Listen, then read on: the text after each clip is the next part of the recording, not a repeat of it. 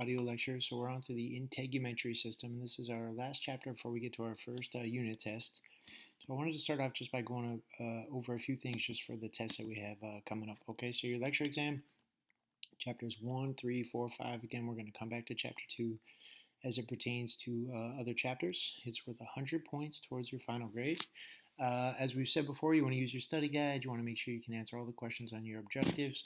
It's going to be 50 multiple choice questions. They're going to be a little different for everybody, okay? So not everybody will have the exact same question.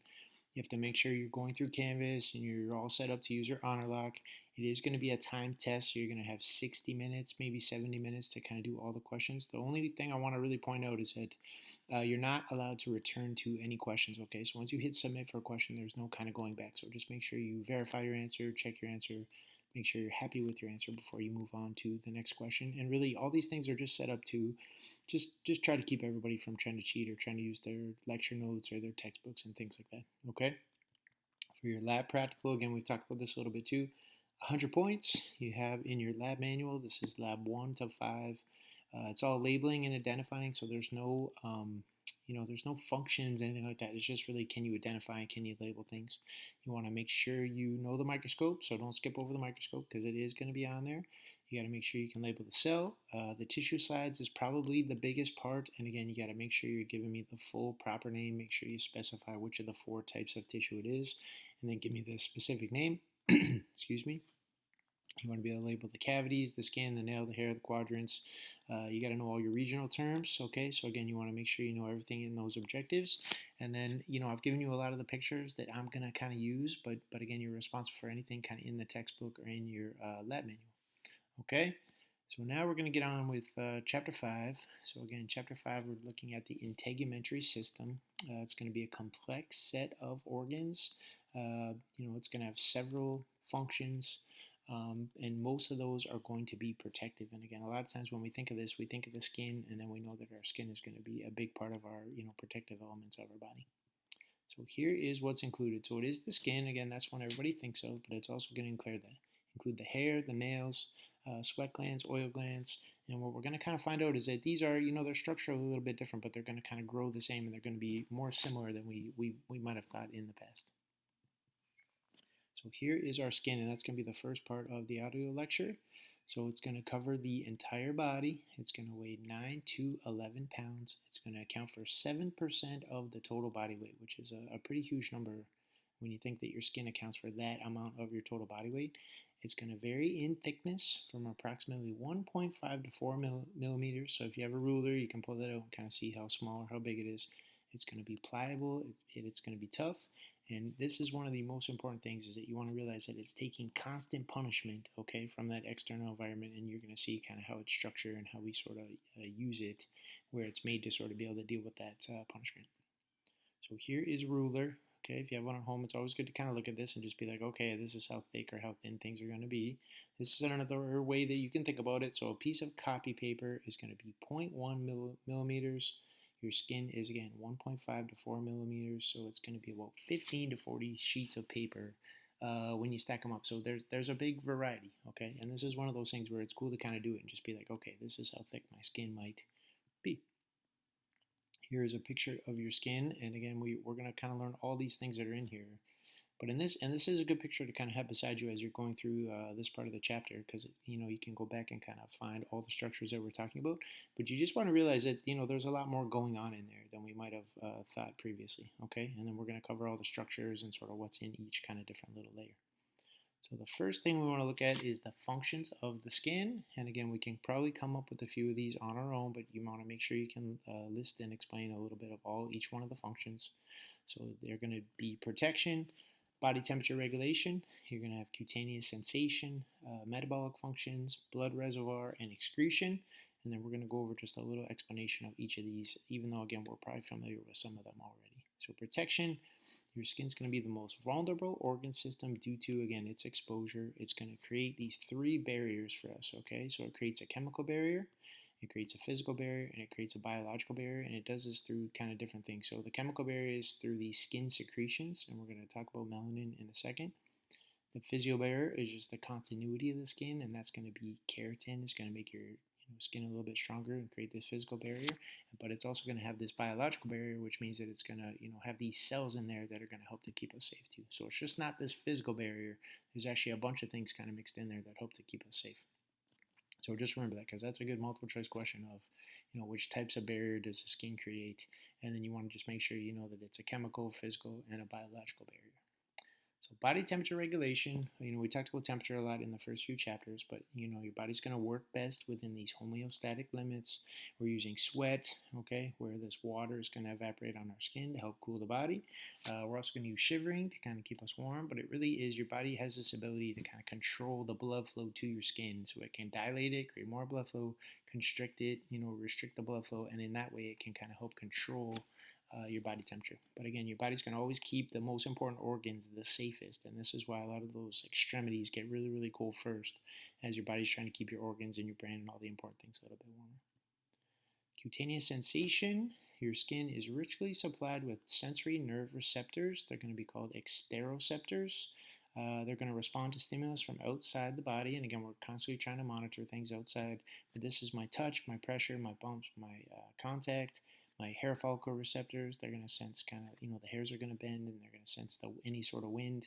You have these free nerve endings, and they're also going to sense pain. So again, we get a lot of our sensory info is going to come from our skin.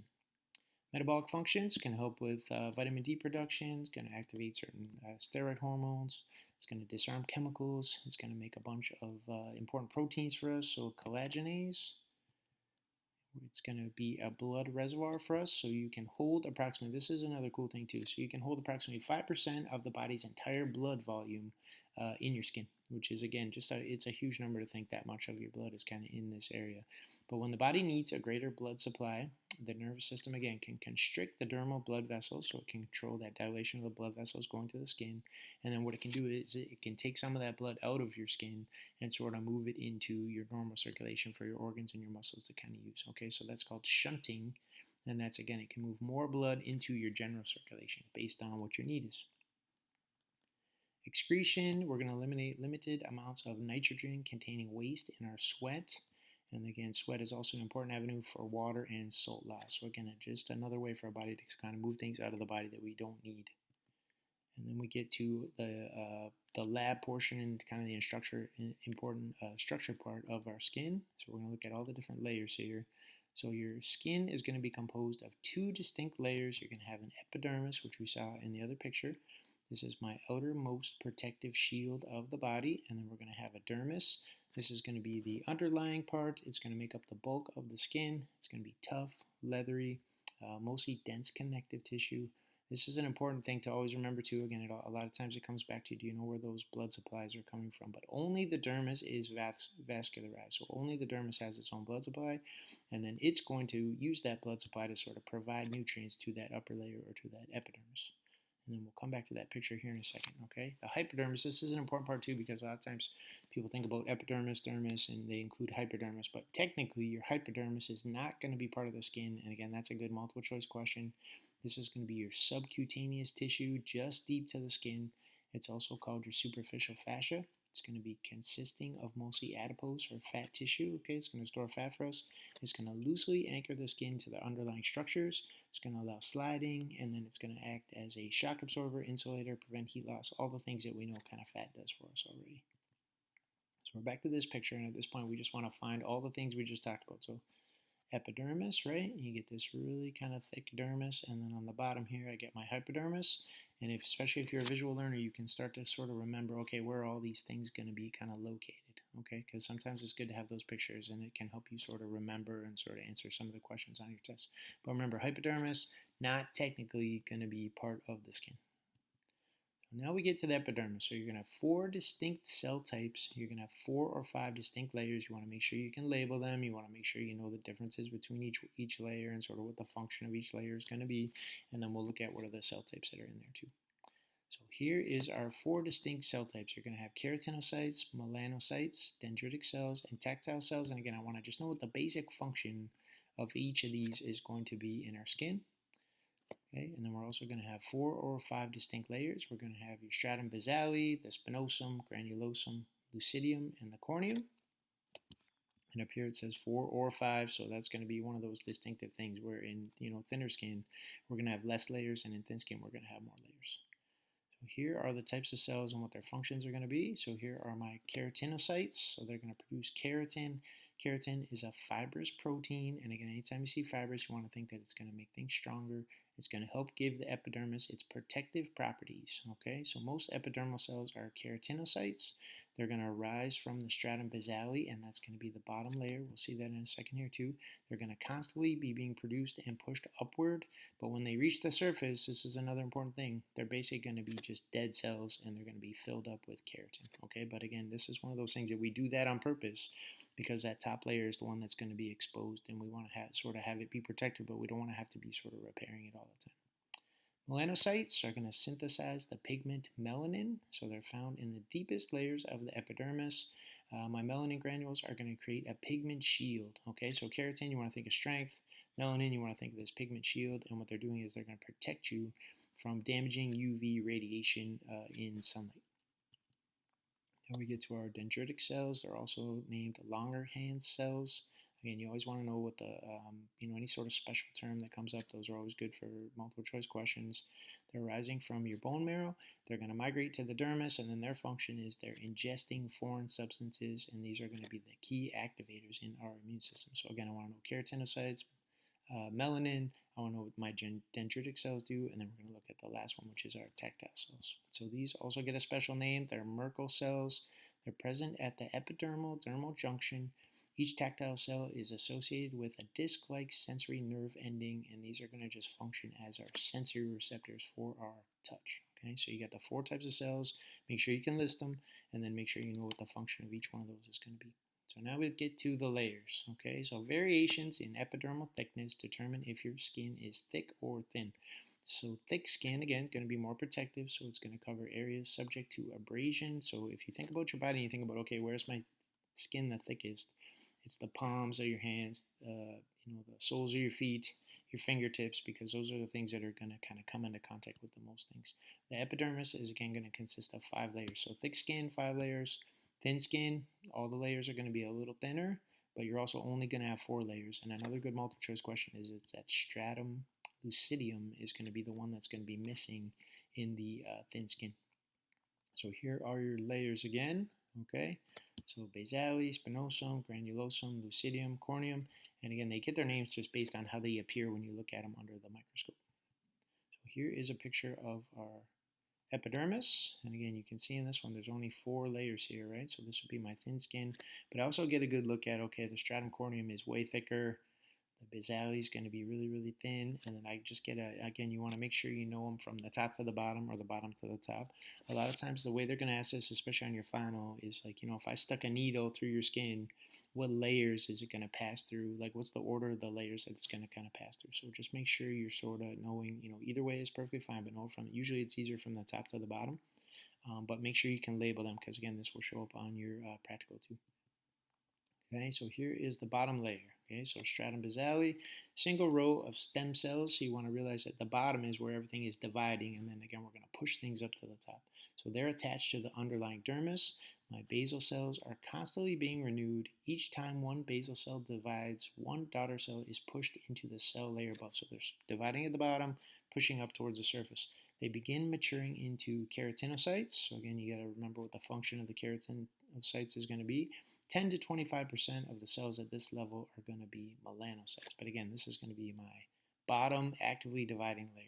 Okay, so my stratum spinosum, several layers thick, contains a web-like system of intermediate filaments. They're going to resist tension, and these are going to be pre-keratin filaments. The keratinocytes in this layer are going to look like these spiked little iron balls, which is how they get their names.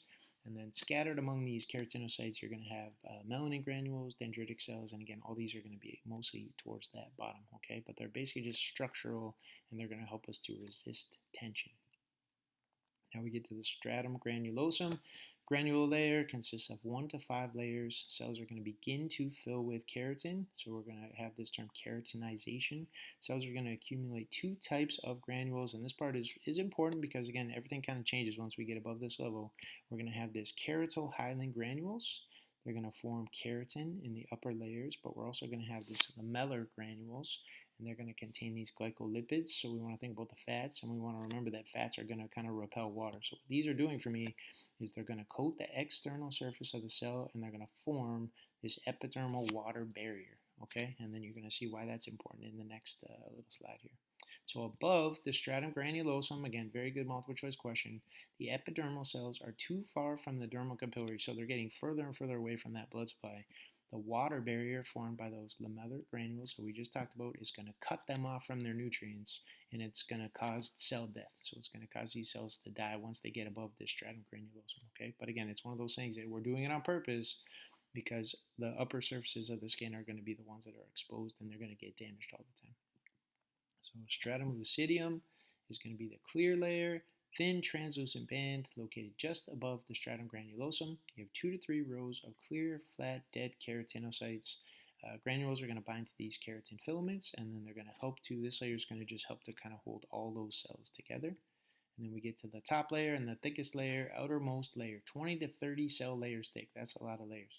Made up of keratin thickened plasma membrane cells. So again, we've filled up these cells with keratin, made them really, really strong, and then we've kind of pushed them to the top. Also going to be glycolipids. So in the extracellular space, they're going to be there for, again, waterproofing. And then these are going to protect the deeper cells from the external environment. So they're protecting us from water loss, biological, chemical, physical assaults. Okay, but again, these are just these dead keratin-filled cells. So here is our picture again. Okay.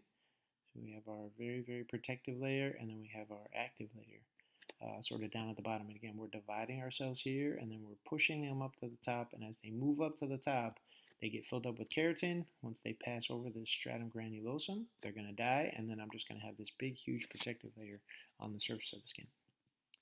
Okay, and then here's another picture where the only difference in this one is that it kind of shows you where some of these other cells are going to be. But all these active cells, again, they're going to be located a little bit more towards the bottom, so again, that they don't get damaged all the time. So apoptosis, this is the process in which the nucleus organelles are going to break down. The plasma membrane is going to thicken. It's going to shed off the skin surface, and this is basically just the proper term for dandruff.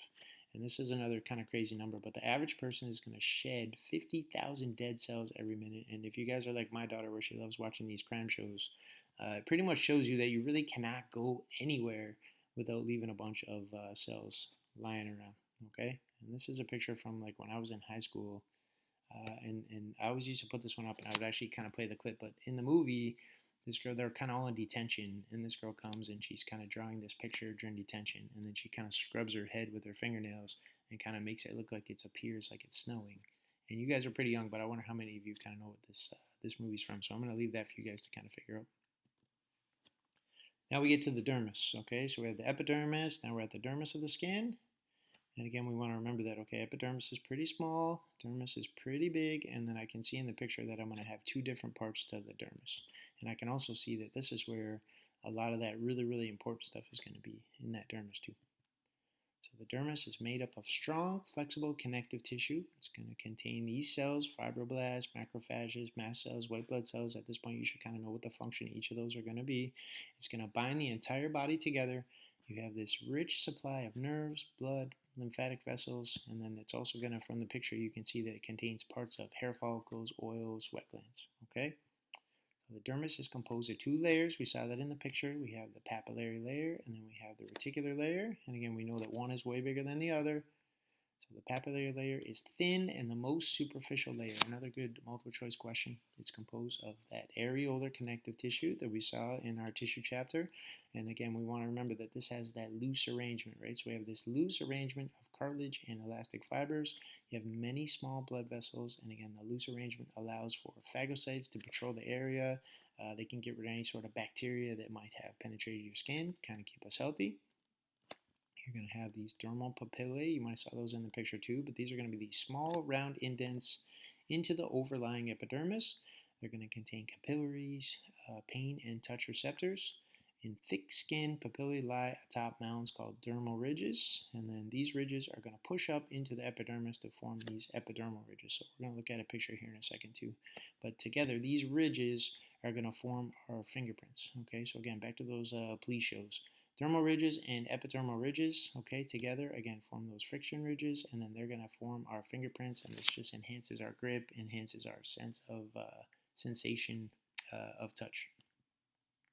So here's a zoomed in picture of our fingerprints. And then if we look at this picture again, we can see our little papillae right here, okay? And we can see how they're going to push up into that epidermis. Here's another zoomed in picture from the microscope, but I can find the epidermis, right? And this is all the different layers, a zoomed in picture, all these layers. I can see the stratum corneum up at the top here and how thick it is, but I can also see my dermis here, and I can see these little papillae sort of pushing up into that bottom part of that epidermis. So now we go to the reticular layer, or the deepest layer. Accounts for 80% of dermal thickness. It's going to be made up of coarse, dense, irregular connective tissue. Your blood vessels, again, always a good question. Your blood vessels lie between this layer and the hypodermis layer below. Always, always very important to know where those blood vessels are.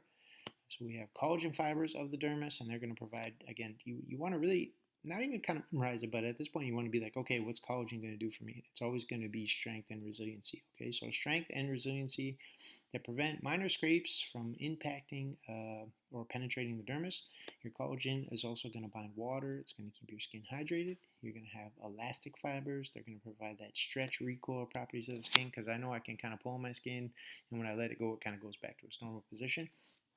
You're also going to have flexure lines. So these are dermal folds that occur at or near joints where the dermis is tightly secured to the deeper structures.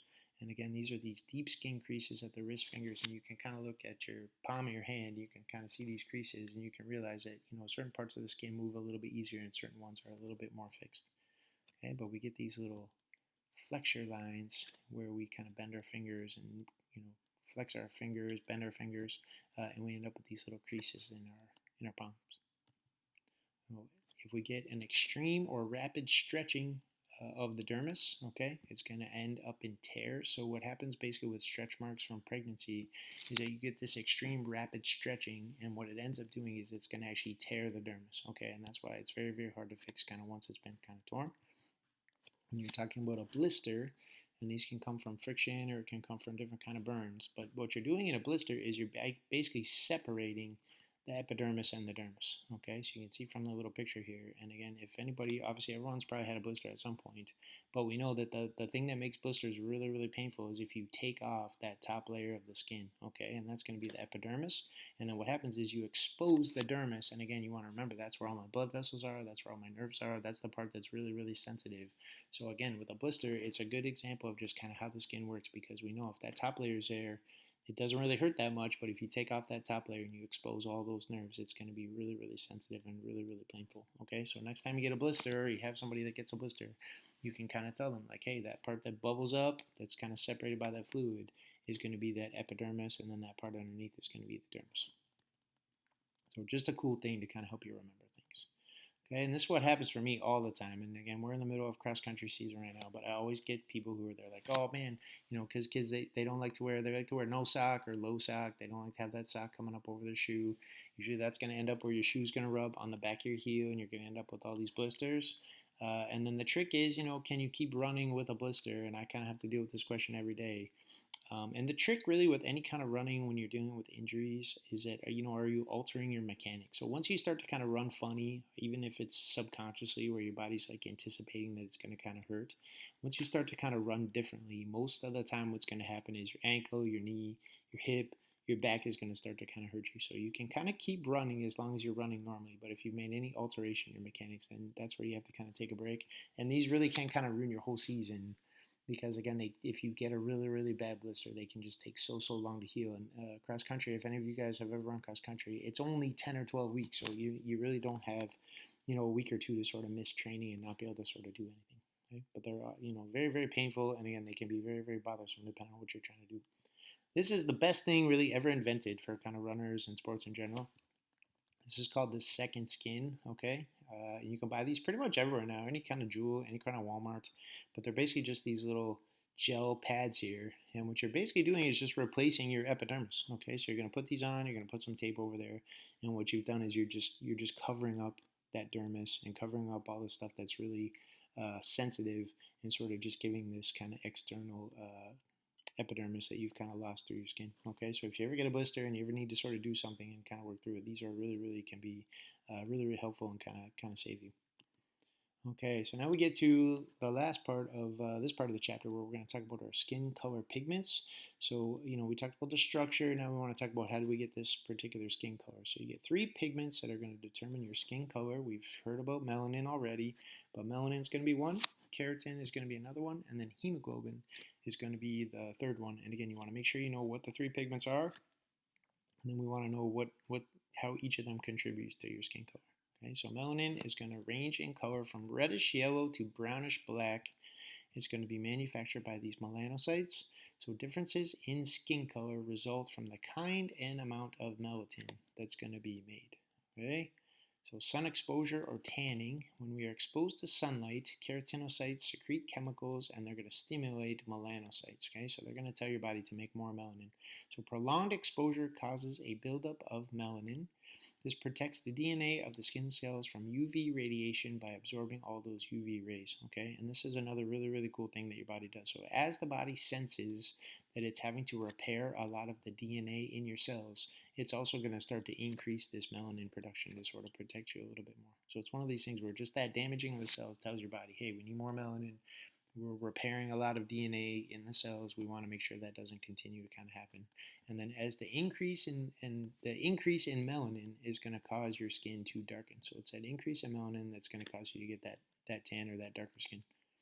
Okay, so excessive sun exposure, because we all know at this point that excessive exposure is really bad for us.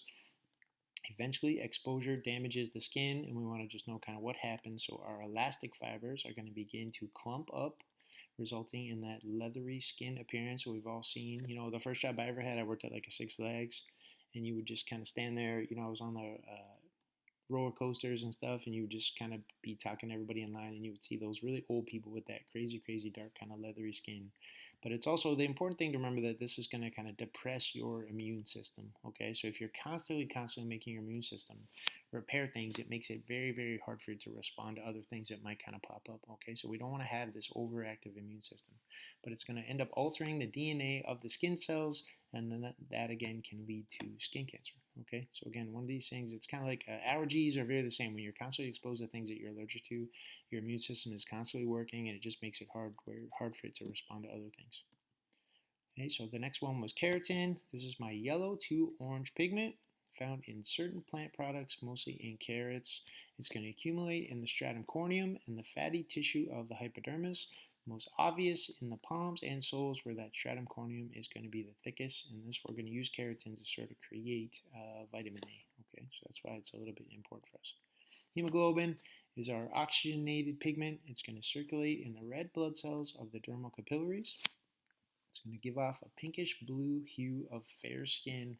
Okay, so Caucasian skin contains only small amounts of melanin. Okay, and this is going to make your epidermis look nearly transparent, and it's going to make you look pale. So it allows that hemoglobin color to show through. And here's a picture of my kids. My daughter is more like my wife, where she can actually tan pretty well. My son is more like me, where we're always just like the palest people on any beach. So I always kind of get made fun of. But when we go to like Hawaii or Mexico, there's always people I don't even know are like, "Hey, sir, do you have your sunscreen on?" And when people you don't even know are worried about you being on the sun, you're super pale. Okay, so we got to keep our sunscreen on. So here is another term, cyanosis, is the blue appearance of the skin and blood when the hemoglobin is poorly oxygenated. Okay, so you're going to get this blue appearance if your blood is not properly oxygenated. So it's very common in people with heart failure, respiratory disorders. Sometimes this is the first thing you'll kind of notice. If you're darker skinned, okay, it's a little trickier to notice because it'll only appear in the mucous membranes and the nail bed. So that darker skin color and that increase in that melanin is going to kind of hide this and make it where maybe you don't notice it as quickly. But again, this is, if you ever do notice this, it's an important thing to get it looked at really as quickly as possible. Okay, and this would just be an example of, on a pale person, it's going to be more evident, whereas on someone with darker skin, you're only going to see it kind of in those certain exposed parts of the fingernails, and again in the towards the mouth. Okay, so that's the end of part 1 for chapter 5. The next one we're going to look at the hair, we'll look at the nails, and then we'll finish up with all the glands.